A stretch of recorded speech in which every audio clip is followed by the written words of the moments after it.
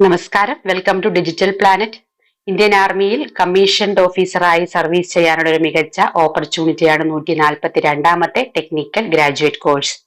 2026 ജനുവരിയിൽ Indian military academy ഡെറാഡൂണിൽ തുടങ്ങുന്ന ഈ കോഴ്സിലേക്കായിട്ട് യോഗ്യരായ അൺമാരിഡ് മെയിൽ എഞ്ചിനീയറിംഗ് ഗ്രാജുവേറ്റ്സിൽ നിന്ന് അപേക്ഷ ക്ഷണിച്ചിട്ടുണ്ട്. അപ്പോൾ ഇന്ത്യൻ ആർമിയിൽ പെർമനന്റ് കമ്മീഷനിൽ ജോലി ചെയ്യാൻ ആഗ്രഹിക്കുന്നവർക്ക് ഇതൊരു സുവർണാവസരമാണ്. അതിന്റെ ഡീറ്റെയിൽസ് ആണ് ഇന്നത്തെ വീഡിയോയിൽ ഉൾപ്പെടുത്തിയിരിക്കുന്നത്. നമുക്ക് നേരെ വീഡിയോയിലോട്ട് പോകാം. ആദ്യം തന്നെ നമുക്ക് അപേക്ഷിക്കാൻ വേണ്ട എലിജിബിലിറ്റി എന്തൊക്കെയാണെന്ന് നോക്കാം. ഇന്ത്യൻ സിറ്റിസൺ ആയിരിക്കണം. അതേപോലെ നേപ്പാളിലെ സിറ്റിസൺഷിപ്പ് ഉള്ളവർക്കും അപേക്ഷിക്കാനായിട്ട് സാധിക്കും. എന്നാൽ ഇന്ത്യയിൽ സ്ഥിരതാമസത്തിനായി മറ്റു രാജ്യങ്ങളിൽ നിന്ന് വന്ന ഇന്ത്യൻ വംശജരാണെങ്കിൽ അവർക്ക് ഗവൺമെന്റ് ഓഫ് ഇന്ത്യ നൽകുന്ന എലിജിബിലിറ്റി സർട്ടിഫിക്കറ്റ് ആവശ്യമാണ്. എങ്കിൽ അവർക്കും അപേക്ഷിക്കാനായിട്ട് സാധിക്കും. 20 മുതൽ 27 വയസ്സ് വരെയാണ് അപേക്ഷിക്കാനുള്ള പ്രായം. അതായത് 1999 ജനുവരി 2 മുതൽ 2006 ജനുവരി 1 വരെ ജനിച്ചവർക്കാണ് അപേക്ഷിക്കാനുള്ള യോഗ്യതയുള്ളത്. ഇനി കുറച്ച് ഇമ്പോർട്ടന്റ് പോയിന്റ്സ് പറഞ്ഞിട്ടുണ്ട്, അത് എന്തൊക്കെയാണെന്ന് നോക്കാം. അതായത് ഡിഗ്രിയിലുള്ള ബ്രാഞ്ചിന്റെ പേര്, ഓൺലൈൻ അപേക്ഷയിൽ നൽകിയത് എന്നിവ തമ്മിൽ വ്യത്യാസമുണ്ടെങ്കിൽ അപേക്ഷ സ്വീകരിക്കില്ല. അതേപോലെ പേരിലുള്ള വ്യത്യാസം, നമ്മുടെ കാൻഡിഡേറ്റ്സിന്റെ പേര് അല്ലെങ്കിൽ മാതാപിതാക്കളുടെ പേരും എഡ്യൂക്കേഷണൽ സർട്ടിഫിക്കറ്റ്സും തമ്മിൽ വ്യത്യാസം കാണുന്നുണ്ടെങ്കിൽ അതിന്റെ വ്യക്തമായിട്ടുള്ള അഫിഡവിറ്റ് സബ്മിറ്റ് ചെയ്യേണ്ടി വരും. അതേപോലെ SSBയുടെ വെരിഫിക്കേഷൻ സമയത്ത് ഡിഗ്രിയും എല്ലാ സെമസ്റ്ററുകളുടെയും മാർക്ക് ഷീറ്റും ഹാജരാക്കണം.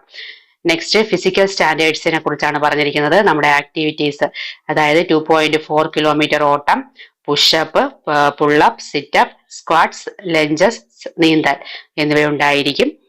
അതേപോലെ വേറൊരു കാര്യം ശ്രദ്ധിക്കേണ്ടത്, ഡേറ്റ് ഓഫ് ബർത്ത് സംബന്ധിച്ച തെളിവായിട്ട് അപേക്ഷ സമർപ്പിക്കുമ്പോൾ നമ്മുടെ സ്കൂളിലെ സർട്ടിഫിക്കറ്റുകൾ നൽകിയ തീയതി മാത്രമേ സ്വീകരിക്കത്തുള്ളൂ. അതേപോലെ മറ്റ് രേഖകൾ സ്വീകരിക്കില്ല. ഈ റിക്രൂട്ട്മെന്റിന്റെ ഭാഗമായുള്ള വിദ്യാഭ്യാസ യോഗ്യതയുമായി ബന്ധപ്പെട്ട ചില പ്രധാന വിവരങ്ങളാണ് പറഞ്ഞിരിക്കുന്നത്. എഞ്ചിനീയറിംഗ് ഡിഗ്രി കോഴ്സ് പാസ്സായവർക്ക് മാത്രമല്ല ഫൈനൽ ഇയർ പഠിക്കുന്നവർക്കും അപേക്ഷിക്കാനായിട്ട് സാധിക്കും.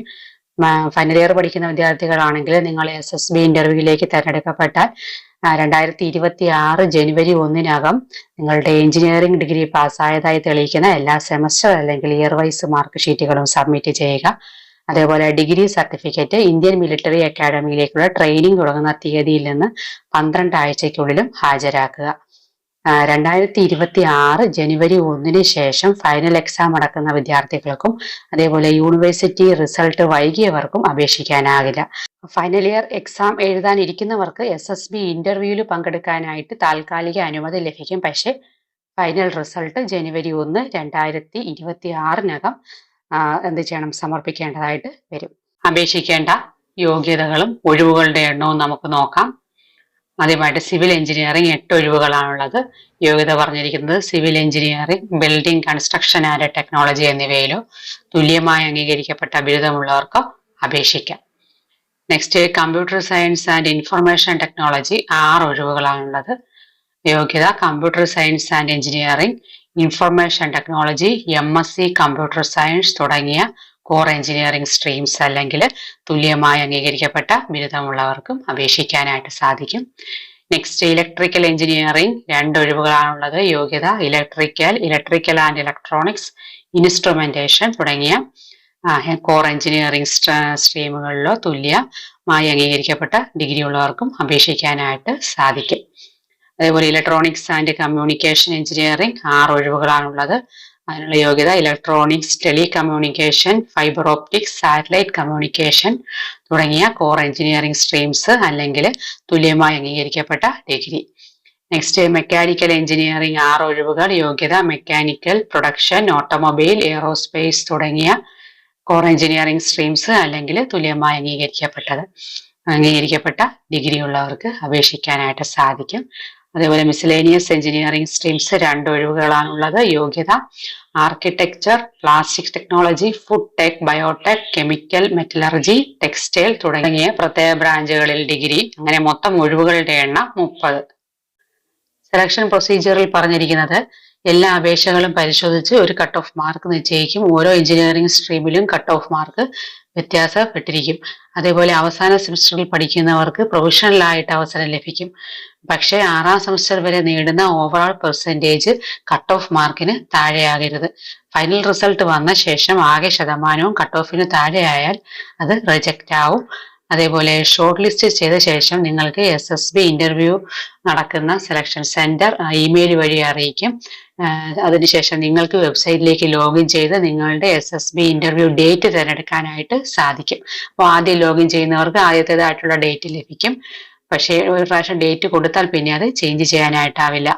SSBയുടെ ഇന്റർവ്യൂ എങ്ങനെയാണെന്ന് നോക്കാം. കട്ട് ഓഫ് മാർക്കിനനുസരിച്ച് ഷോർട്ട് ലിസ്റ്റ് ചെയ്ത യോഗ്യരായിട്ടുള്ള കാൻഡിഡേറ്റ്സിന് മാത്രം SSB ഇന്റർവ്യൂവിനായിട്ട് വിളിക്കും. അപ്പോൾ ഇന്റർവ്യൂ നടക്കുന്ന പ്രധാന സെന്ററുകൾ പ്രയാഗ്രാജ് ഉത്തർപ്രദേശിൽ, അതേപോലെ ഭോപ്പാൽ, ബംഗളൂരു, ജലന്ധർ എന്നിവിടങ്ങളിലാണ്. അപ്പോൾ ഇന്റർവ്യൂ കോൾ ലെറ്റർ രജിസ്റ്റർ ചെയ്ത ഇമെയിലിലും SMS-ലും ലഭിക്കും. സെലക്ഷൻ സെന്റർ എവിടെയാകുമെന്ന് തീരുമാനിക്കുന്നത് ആർമി റിക്രൂട്ട്മെന്റ് ഡിപ്പാർട്ട്മെന്റിന്റെ അധികാര പരിധിയിലായിരിക്കും.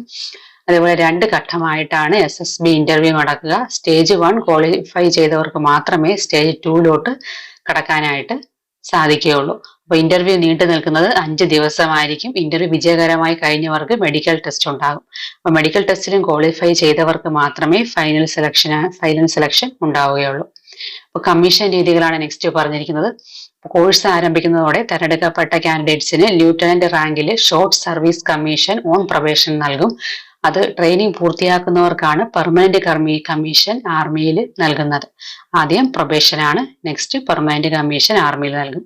ആർമി ഷോർട്ട് ലിസ്റ്റ് ചെയ്ത ഉദ്യോഗാർത്ഥികൾക്ക് ഇന്ത്യൻ മിലിറ്ററി അക്കാഡമി ഡെറാഡൂണിൽ ട്രെയിനിങ് ലഭിക്കും. ട്രെയിനിങ് പീരീഡ് എന്ന് പറയുന്നത് ഏകദേശം 12 മാസമാണ്.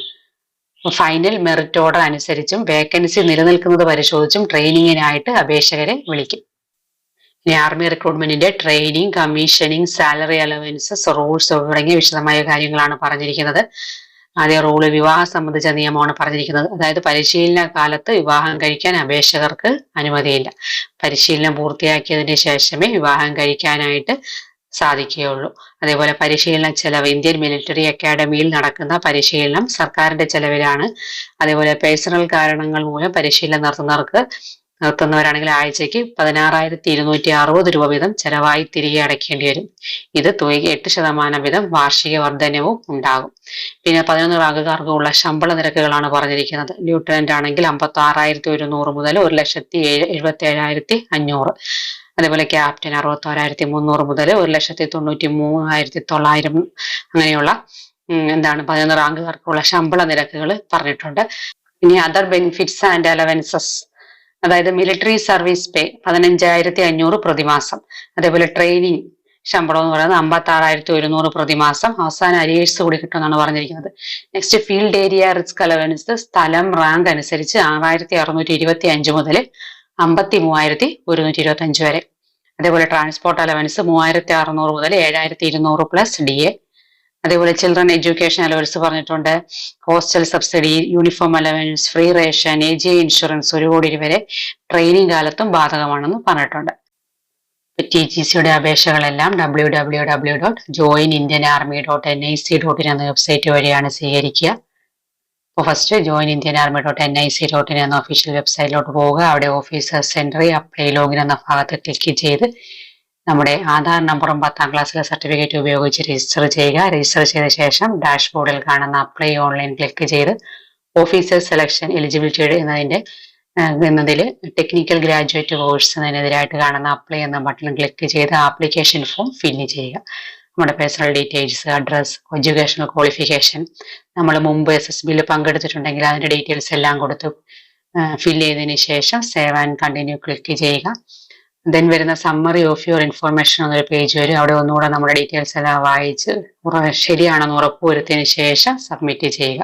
അപ്പോൾ സബ്മിറ്റ് ചെയ്തതിന് ശേഷം പ്രിന്റ് ഔട്ട് എടുക്കുക. പ്രിന്റ് ഔട്ട് എടുക്കുമ്പോൾ 2 പ്രിന്റ് ഔട്ട് എടുത്ത് സൂക്ഷിക്കുക. ഒന്ന് നമ്മുടെ കയ്യിൽ വെക്കാനും ഒന്ന് SSBയുടെ ഇന്റർവ്യൂവിൽ പങ്കെടുക്കുമ്പോൾ അവിടെ സബ്മിറ്റ് ചെയ്യാനും വേണ്ടിയിട്ട് 2 പ്രിന്റ് ഔട്ട് എടുത്ത് നമ്മൾ സൂക്ഷിക്കുക.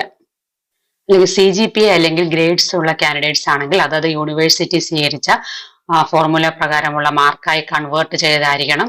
ഈ കൺവേർഷൻ വിശദമായിട്ട് സർട്ടിഫിക്കറ്റ് വഴി തെളിയിക്കണം. അതേപോലെ അപേക്ഷാ ഫോമിലെയും പ്രൊഫൈലിലെയും പേര്, ജനനത്തീയതി, മാതാപിതാക്കളുടെ പേര് എന്നിവ 10ാം ക്ലാസ് സർട്ടിഫിക്കറ്റിലുള്ള വിവരങ്ങളോടൊപ്പം മാച്ച് ആയിരിക്കണം. അതേപോലെ സെലക്ഷൻ സെന്ററിലേക്ക് കൊണ്ടുവരേണ്ട ഡോക്യുമെന്റ്സ് എന്തൊക്കെയാണെന്ന് നോക്കാം. ഒപ്പിട്ട ഒരു അപേക്ഷയുടെ പ്രിന്റ് ഔട്ട്, ഫോട്ടോ ചേർത്തത്. അടുത്തതായിട്ട് 10ാം ക്ലാസ് സർട്ടിഫിക്കറ്റും മാർക്ക് ഷീറ്റും. ഇത് നിങ്ങളുടെ ജനന തീയതി, പേര്, മാതാപിതാക്കളുടെ പേര് എന്നിവ തെളിയിക്കുന്നതായിരിക്കണം. അതേപോലെ 12ാം ക്ലാസ് സർട്ടിഫിക്കറ്റ്, മാർക്ക് ഷീറ്റ് അല്ലെങ്കിൽ diploma certificate. Then engineering degree certificate അല്ലെങ്കിൽ 6 മാസത്തിനുള്ളിൽ എടുത്ത പ്രൊഫഷണൽ സർട്ടിഫിക്കറ്റ്. എല്ലാ സെമസ്റ്ററുകളുടെ മാർക്ക് ഷീറ്റുകൾ. CGPA ഗ്രേഡുകൾ, CGPA അല്ലെങ്കിൽ ഗ്രേഡുകൾ മാർക്കായി മാറ്റിയതിന്റെ സർട്ടിഫിക്കറ്റ് യൂണിവേഴ്സിറ്റി നൽകേണ്ടതാണത്. ഫൈനൽ ഇയർ ആയ വിദ്യാർത്ഥികളാണെങ്കിൽ 6ാം സെമസ്റ്റർ വരെയുള്ള ക്യുമുലേറ്റീവ് ശതമാനം വ്യക്തമാക്കുന്ന സർട്ടിഫിക്കറ്റ്. അതേപോലെ പ്രിൻസിപ്പൽ അല്ലെങ്കിൽ ഹെഡ് ഓഫ് ദി ഇൻസ്റ്റിറ്റ്യൂഷൻ നൽകുന്ന സർട്ടിഫിക്കറ്റ്. അത് പരീക്ഷാഫലം 2026 ജനുവരി 1 മുമ്പായിട്ട് വരുമെന്ന് ഉറപ്പുള്ളത്. ഇത്രയുമായിരിക്കണം നമ്മൾ സെലക്ഷൻ സെന്ററിലേക്ക് വരുമ്പോൾ കൊണ്ടുവരേണ്ടത്. അതേപോലെ മാതാപിതാക്കളുടെ പേര് SSLC സർട്ടിഫിക്കറ്റ് ഇല്ലെങ്കിൽ ആധാർ, പാൻ കാർഡ് പോലുള്ള ID പ്രൂഫ് കൊണ്ടുവരാം. അതേപോലെ CGPA അല്ലെങ്കിൽ മാർക്കിന്റെ കൺവേർഷൻ ഫോർമുല യൂണിവേഴ്സിറ്റിയുടെ ഒഫീഷ്യൽ രേഖയിലായിരിക്കണം. ദെൻ ഫൈനൽ ഇയർ എഞ്ചിനീയറിംഗ് സ്റ്റുഡൻസിന് വേണ്ടിയുള്ള ഡിക്ലറേഷനെ കുറിച്ചാണ് പറഞ്ഞിരിക്കുന്നത്. ഫൈനൽ ഇയർ എഞ്ചിനീയറിംഗ് സ്റ്റുഡൻസ് 2026 ജനുവരി 1 അവർ എഞ്ചിനീയറിംഗ് ഡിഗ്രി പരീക്ഷ പാസ്സായതിന്റെ പ്രൂഫും എല്ലാ സെമസ്റ്ററുകളുടെ മാർക്ക് ലിസ്റ്റും ഡയറക്ടറേറ്റ് ജനറൽ ഓഫ് റിക്രൂട്ടിങ്ങിന് സമർപ്പിക്കുമെന്ന് ഉറപ്പു നൽകണം. ഇത്രയും കാര്യങ്ങളാണ് ഓൺലൈൻ അപേക്ഷിക്കുമ്പോൾ നമ്മൾ ശ്രദ്ധിക്കാനുള്ളത്. ഓൺലൈൻ അപേക്ഷ സമർപ്പിക്കേണ്ട ലാസ്റ്റ് ഡേറ്റ് മെയ് 29 ഓൺലൈൻ അപേക്ഷയ്ക്ക് ബന്ധപ്പെട്ട കൂടുതൽ വിവരങ്ങൾക്കും അപ്ഡേറ്റുകൾക്കും നിങ്ങൾക്ക് joinindianarmy.nic.in എന്ന വെബ്സൈറ്റ് സന്ദർശിക്കാവുന്നതാണ്. അപ്പോൾ വീഡിയോ എല്ലാവർക്കും ഉപകാരപ്പെട്ടു എന്ന് കരുതുന്നു. ഉപകാരപ്പെട്ടെങ്കിൽ ലൈക്ക് ചെയ്യാനും ഷെയർ ചെയ്യാനും സബ്സ്ക്രൈബ് ചെയ്യാനും മറക്കരുത്.